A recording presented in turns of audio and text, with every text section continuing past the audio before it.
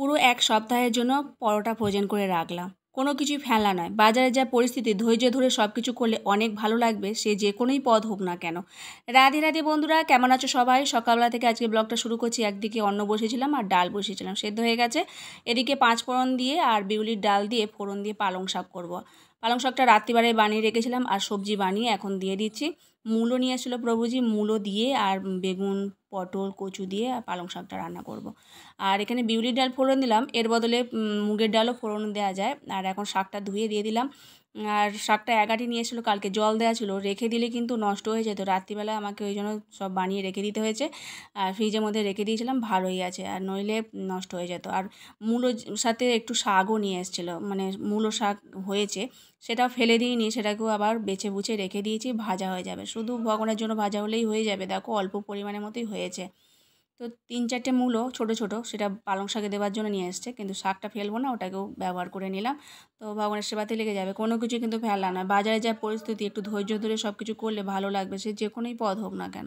এখন শাকটা ভেজে নিচ্ছে একটু শুকনো লঙ্কা ফোড়ন দিয়ে, আর ওইদিকে বরবটি, কুঁদরি আর আলু একসাথে ভেজে নিয়েছি।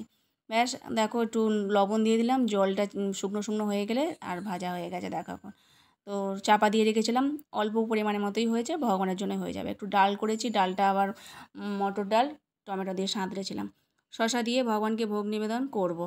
তো ভগবানের ভোগ নিবেদন হয়ে গেছে, কিন্তু এখন আবার প্রসাদ পাবো। আর এটা হলো সন্ধেবেলা সন্ধ্যা আরতি করে নিয়েছি, আর একটু এই বৈদিক কফি বানাচ্ছি। তোমাদের বলেছিলাম না, সেই বৈদিক চা কফি সব মন্দির থেকে কিনে নিয়ে এসেছিলাম। তো সেই বানানো হচ্ছে, কিন্তু তোমাদের রেসিপিটা আজকে আর দেখানো হলো না, অন্য দিন করব। তো এটা কফি করেছিলাম, চাও আছে, চায়ের কৌটোটা এখনও খুলিনি, কফিটাই খাওয়া দাওয়া হচ্ছে এখন। বেশ ভালোই, এর মধ্যে কিন্তু কফির কোনো কিছু নামগন্ধ নেই, শুধু কিন্তু হালকা একটা কফি কফি গন্ধ আছে, হার্বাল ধরনের, কিন্তু গাছগাছরা জিনিসপত্র দিয়ে, কিন্তু কফি মিশ্রণ নেই। যাই হোক, ওটা খাওয়া দাওয়ার পর এখন একটু ঘুগনি করে নিচ্ছি।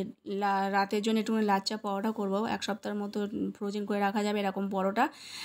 আমি করে রাখছি, বাচ্চাদের স্কুল ফুল যায়, তো ওদের একটু বানিয়ে দিলে যখন তখন সুবিধা হয়। তো আটা মাখা হয়ে গেছে, ঘুগনিটা করে নিলাম, আর আটাগুলোকে পাট পাট করে রেখে দিয়েছি ময়াম দিয়ে। তো এখন এটাকে করব, বেশি না, আমার তো বেশি থাকবে না, তো আমি এখনকার মতো করব, আবার কিছুটা ফ্রোজেন করে রেখে দেবো। তো এখন বেলে নিচ্ছি, আমি ঘি দিয়ে ভাজবো। আর এটা সুন্দর হয়, খুব নরমও হয়। আর দোকানে এটাকে ছেঁড়া পরোটা বলে, আবার লাচ্চা পরোটা বলে, কিন্তু দোকানে ছেঁড়া পরোটাগুলো কিন্তু একটু বড় বড় সাইজের হয়। এগুলোকেই মানে পাটগুলো খুলে গেলে ছিঁড়ে ছিঁড়ে যায়, তখন এটাকে ছেঁড়া পরোটা বলে আমাদের এখানে।